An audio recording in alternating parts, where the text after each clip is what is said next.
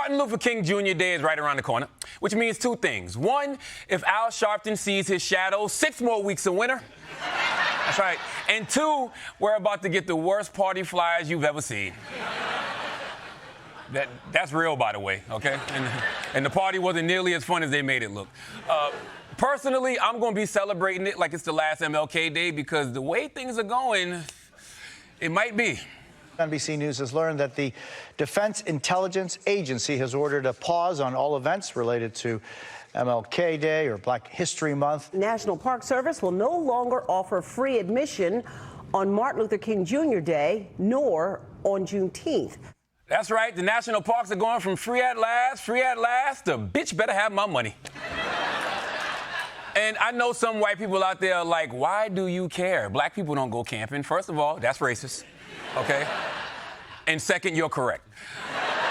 But when white people go get a free day in the parks, we finally get to experience what it's like to be in an empty Whole Foods, okay? What I'm worried about is that this backsliding on MLK Day is just the first step toward getting rid of it altogether. Because if you don't know, it was a hard fight to get the national holiday in the first place. It took 15 years after Dr. King's death to become a law. And some of you may be thinking, 15 years, but that I'm Just a Bill song only took 3 minutes. Yeah, because he was a white bill, all right?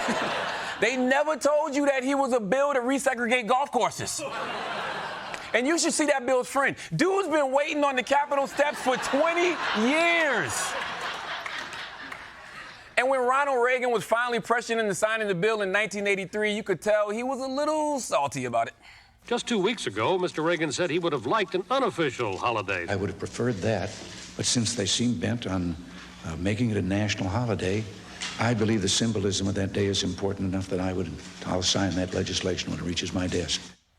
Yeah, that's the tone of voice that means, fine, have your little holiday, okay?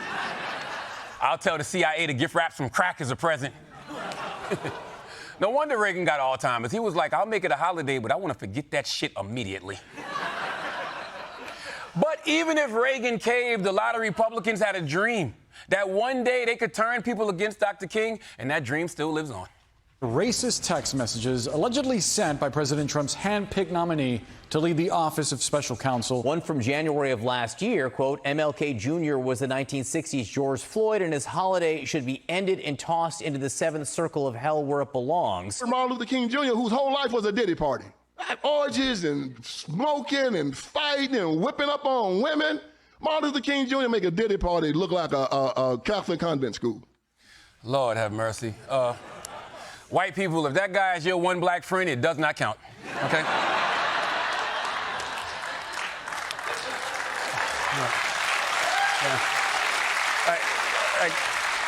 A Diddy party? Like, whatever his faults, Dr. King wasn't Diddy by any stretch. But also, if Diddy managed to pass the Civil Rights Act, I'd let a few things slide.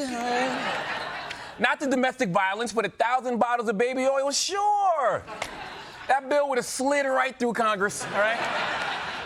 The surprising thing about the rights defamation of MLK is just how unsurprising it is. MAGA conservatives have traded in their dog whistle for a racism bullhorn. Elon Musk endorses a post on X calling for, quote, white solidarity. White men are better at all of these tasks than the allegedly underprivileged communities that are replacing them. Blacks need to be imprisoned for the most part, and we would live in paradise. It's that simple. It's literally that simple. Yeah, I'm sorry, but when I hear pure, unadulterated racism like that, you know, as a man from South Carolina, it just makes me a little homesick, all right? I mean, they cooked up that hate speech just like my Strom Thurmond used to make it, all right? And even if you call them out on it, these racists have friends in high places. In the United States of America, you don't have to apologize for being white anymore. When the have white people ever apologized for being white, okay? What are we talking about? Come on, man.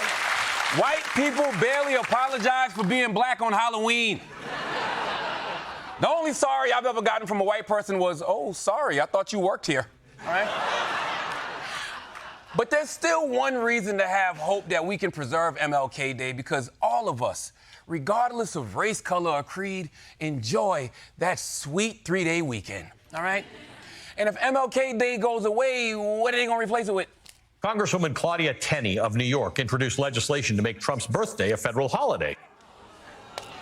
You got to be kidding me. Yeah. Yeah, replacing MLK Day with a holiday honoring Trump would be insulting, racist, and unnecessary. But you know what? A day off is a day off, okay? I mean, it. We've all seen Trump's face. We'll call it prune teeth, all right? But hey, that's just my opinion.